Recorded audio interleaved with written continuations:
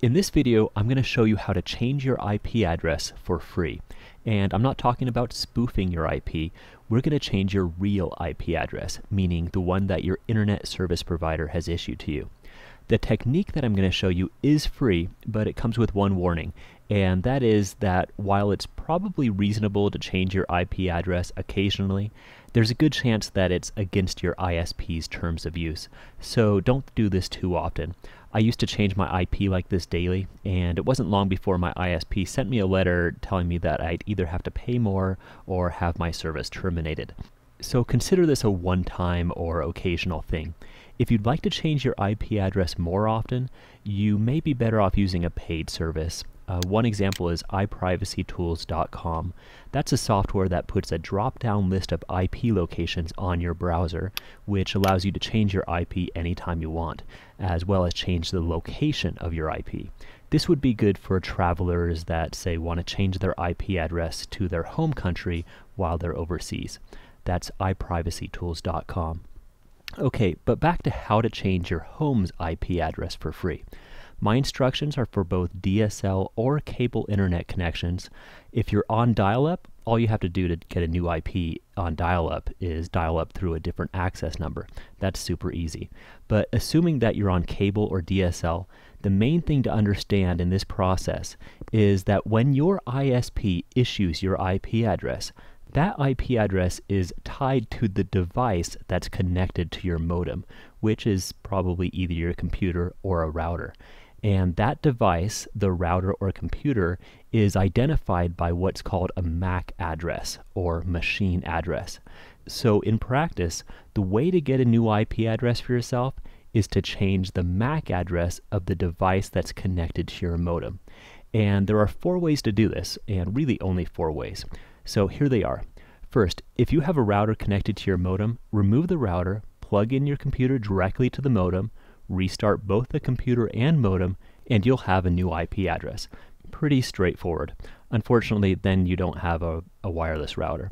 Now, the second way, if your computer is connected directly to your modem, disconnect the computer and simply add a router. Once you power on and restart the modem, you'll have a new IP address. Technically, this isn't free if you don't already have a router or a spare router, but you can get a pretty good one for about $20 on Amazon. Definitely worth it, not just for the new IP address, but also for all the other functionality that a router provides.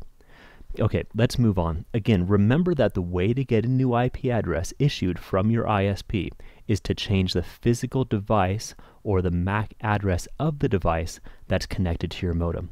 In these first 2 approaches, we've simply changed the actual physical device. But let's talk about how to spoof the MAC address in order to get a new IP. This would basically fool your modem into thinking that you've changed the device, when in fact all you've done is changed its identifying MAC address. So first, if you have a router, log into your router's control panel and search around for something called MAC cloning or router MAC address. I have a DDWRT router and it's under Setup MAC Address Clone. On Netgear, it's under Basic Settings Router MAC Address. And for Linksys, it's called MAC Address Clone. Not all routers have this feature, but most do. So if you have something other than DDWRT, Linksys, or Netgear, look around the router control panel or check your router's documentation. My router was only $20 and it has this feature.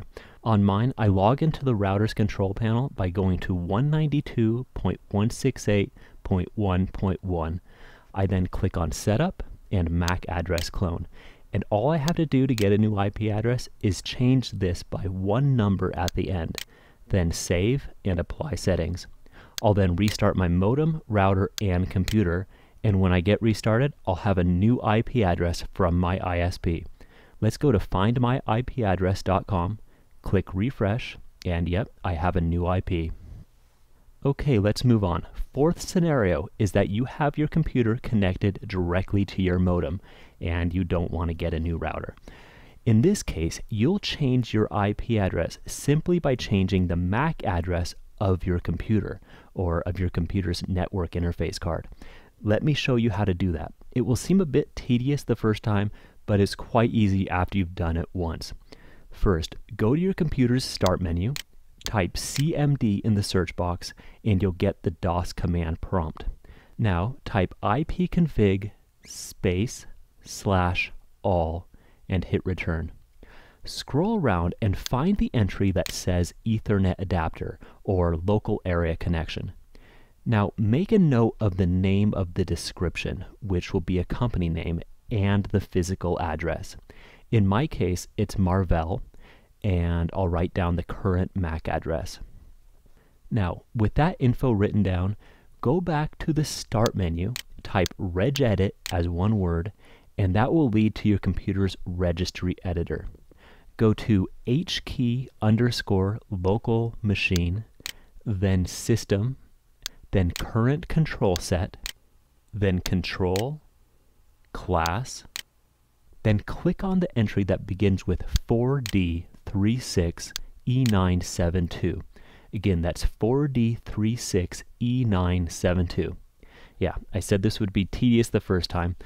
Okay, now click on each of the sub-entries until you find one that shows a provider name matching your Ethernet adapter.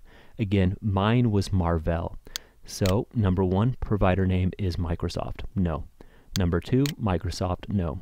Number 3, number 4, no. I'll keep going. Number 7, provider name Marvell. There it is.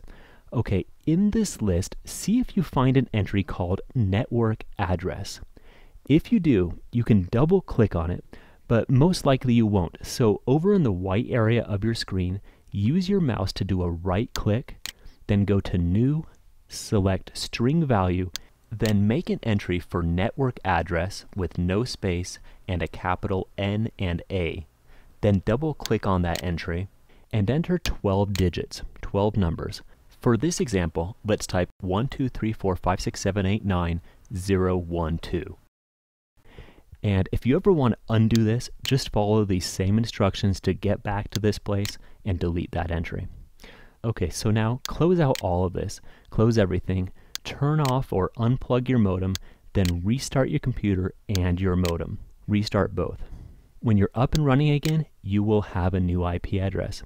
I just restarted my computer. I'll go to findmyipaddress.com, and yep, I have a new IP address to surf with. I know this is a bit tedious, but the only way to change your real IP address for free is to use one of these methods to either swap the device that's connected to your modem or change the MAC address of the device that's connected to your modem, which basically fools your modem into thinking it's a different device. And again, don't do this too often. Your ISP probably won't like it if you do. If you need to change your IP address frequently, or if you'd like to change your IP address to a different country, you can instead spoof your IP address by using a relay service such as iprivacytools.com.